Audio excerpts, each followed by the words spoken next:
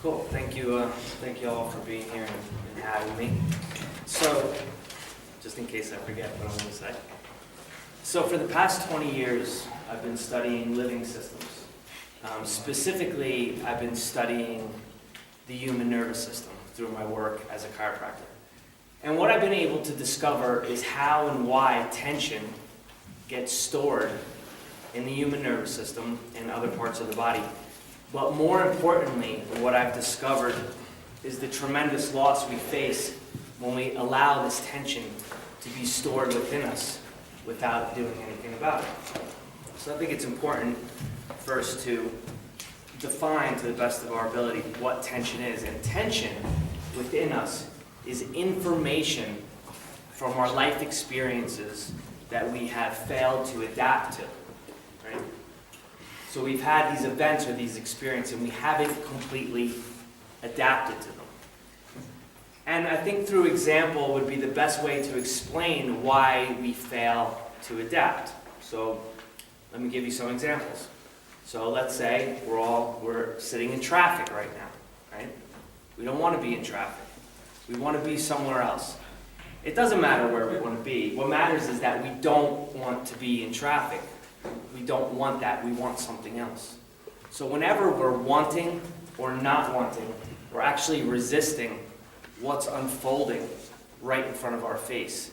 And anytime we internally resist something, it triggers a mechanism in the brain and tells the brain, this event is important. I need to record this. And it records the information from the event and it stores it as tension, right? Let me give you another example. Has anyone here ever been lost in thought?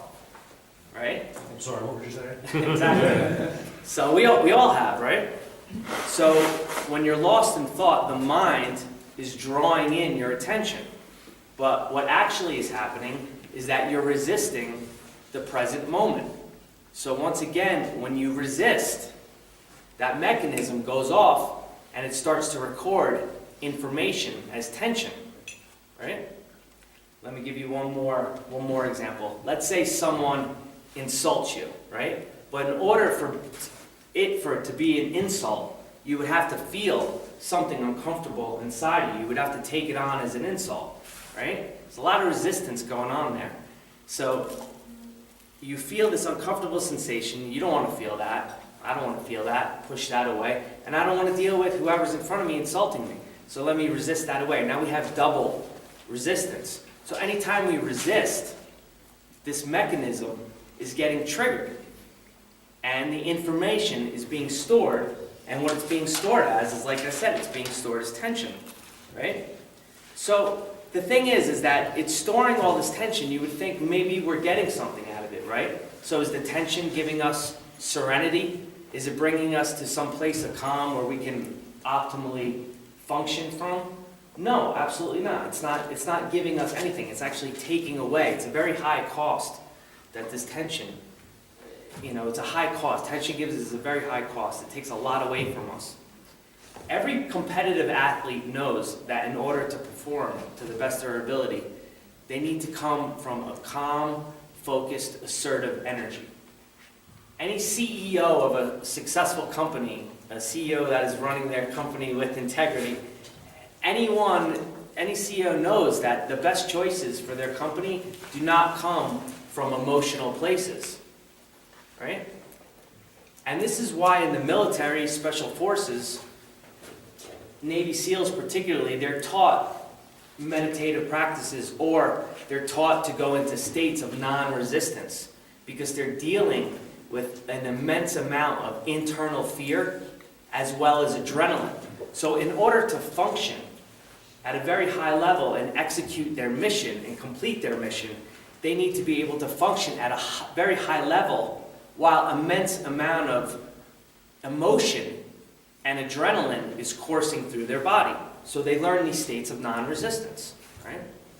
So if these states of non-resistance are so beneficial to us, then why do we resist? Why do we resist what's actually happening and allow the tension to be stored in our bodies? And to be honest, in truth, the answer is actually quite complex, but for this conversation here, I'm going to break it down as simple as I can.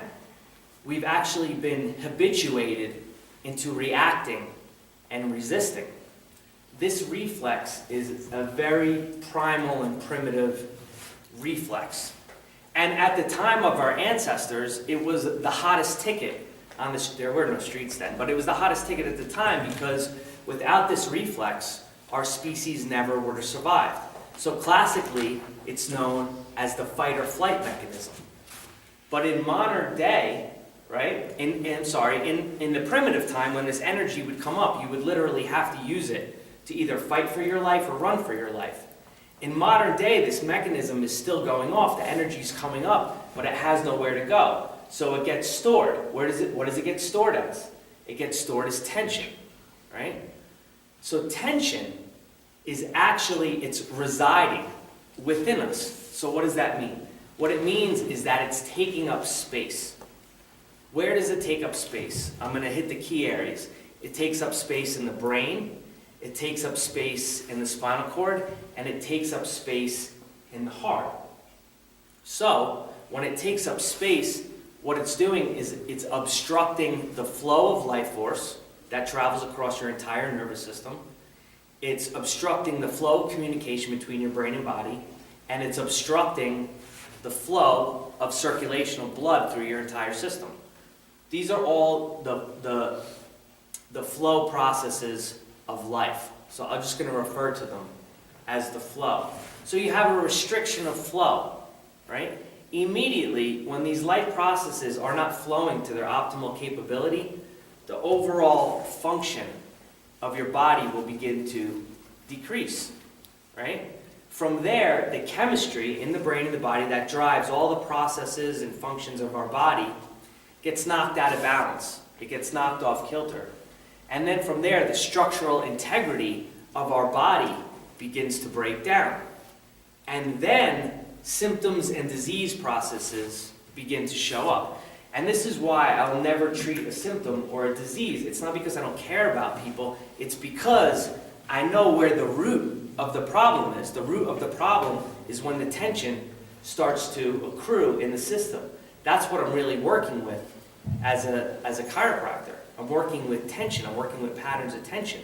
But look let's just go back to that chain of events that I just named. Can you begin to see the tremendous loss that is happening? How are you going to function to the best of your ability when you got all that tension in your system? I mean, how are you going to be able to be completely present with your loved ones? How are you going to be able to perform to your greatest capability? And in my opinion, how are you going to be able to enjoy life? That's what I really think the purpose of this whole thing is. It's about enjoying your life. It's a very fleeting thing, and I believe the purpose is to enjoy. How are you going to enjoy it when you have this immense amount of intention in your system?